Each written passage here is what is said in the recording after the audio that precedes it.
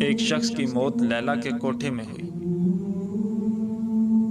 لوگ اس کے بارے میں کہنے لگے کہ یہ تو جہنمی ہے، سیدھا آگ میں جائے گا، کیونکہ اس کی موت لیلا کے کوٹھے میں ہوئی۔ یہ وہاں گیا تھا اور وہیں مر گیا۔ اور ایک دوسرا شخص تھا کہ جس کی موت مسجد میں ہو گئی، تو لوگ اس کے بارے میں کہنے لگے کہ یہ تو جنتی ہے، اتنا پرہیزگار کہ اس کی موت مسجد میں ہوئی۔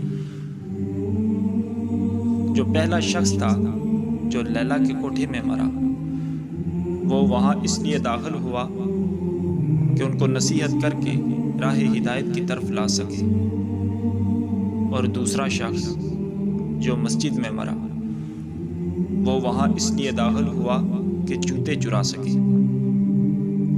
اس لیے نہ تو میں اور نہ ہی آپ یہ فیصلہ کر سکتے ہیں کہ کون جنتی ہے اور کون آگ میں جائے گا۔